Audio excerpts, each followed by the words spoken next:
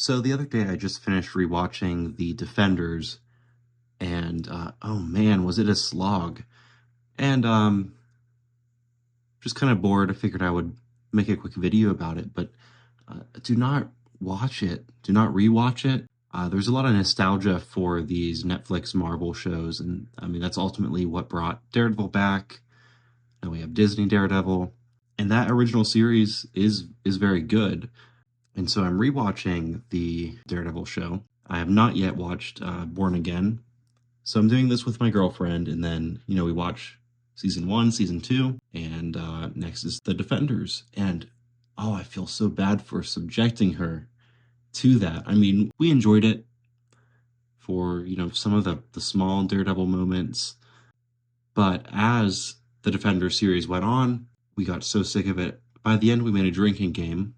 So there's a few things I could pick at here, but this is the main thing that I never want to see in any kind of comic book adaptation ever again. The main problem with Defenders is that they're all miserable and none of them want to be on a team. They were trying to make it really grounded and gritty, but every scene where they're in a room together, first of all, there's just a lot of standing in a circle, which I was sick of. But every time they're in that circle, no matter what abandoned building they're in, they're all just smirking and rolling their eyes at each other and making these just cringe quips at each other. None of them like to be around each other. It got to a point where it just became depressing. Then, of course, Danny Rand, Iron Fist, I couldn't stand him. So back in the day when I watched the Netflix stuff, I watched all of Daredevil, all of Luke Cage, all of Jessica Jones. I only watched the first season of Iron Fist, and now I see why. I know there are some people that they like Finn Jones as Iron Fist, and they think there's some redeemable elements, but he was so boring. And then, like, every episode, someone's, like, rolling their eyes and saying, "Oh, really? I can't believe I'm here fighting ninjas."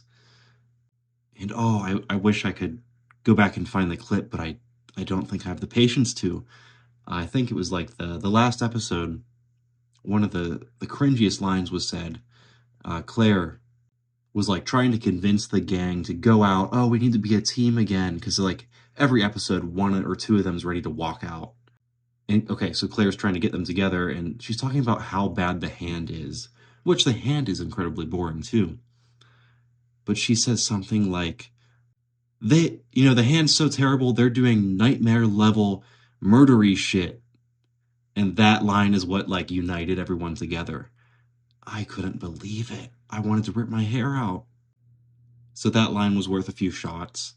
And the Hand was just so uninteresting. I mean, you have this immortal cult. They live forever. It wouldn't, I don't think it would be too hard to make them more compelling. I never really cared for Sigourney Weaver's character. It seems like they just threw her in there. And then there's 5 members of the Hand. They're each a finger of the Hand. The Japanese guy who was supposedly the head of Nobu, he seems like a pretty cool character, even though we never learned much about him in Daredevil. But I could not believe for a second that this guy was in charge of Nobu, or somehow knew something Nobu didn't. Madame Gao was good. Nothing really to complain about there. And then the other fingers of the Hand were just... Oh, the acting was the worst I've ever seen. I guess the one guy was in Iron Fist. I don't know if he was like the Middle Eastern finger of the Hand. And then the African finger of the Hand. Not as bad of an actor, but it was still pretty bad. Now, I haven't watched Disney Daredevil yet, or the Punisher special, or anything like that. I'm going to get there. But if there are complaints there, do not overly idolize the Defenders era Netflix Marvel television stuff.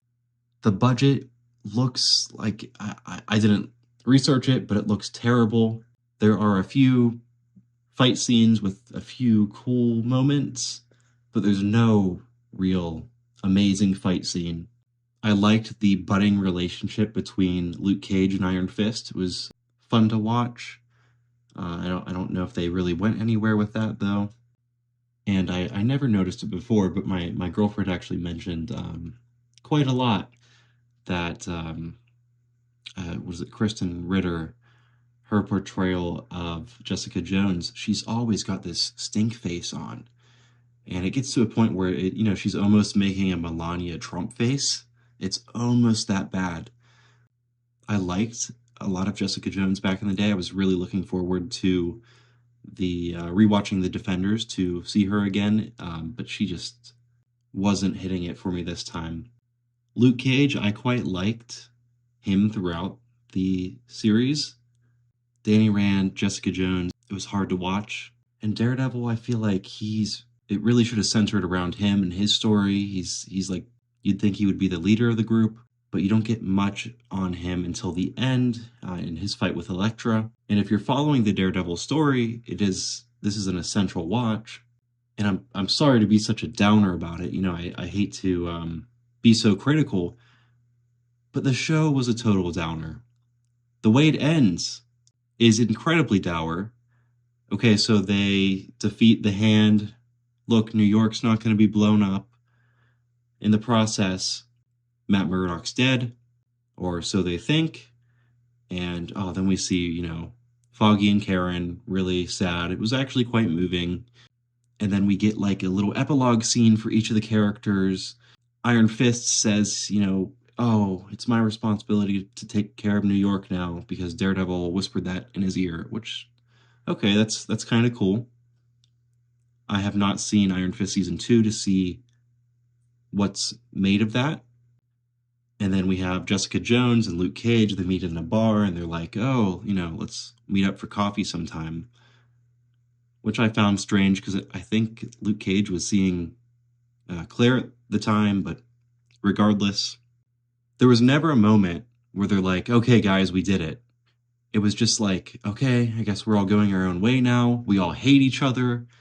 Yeah, I guess I'm sad that Matt's dead. And that's it. It was very anticlimactic. It was such a bummer. All right, that was just my thoughts, a few thoughts on the series. If you're doing a Defenders Daredevil rewatch, be warned. If you really want to, maybe just watch the last episode.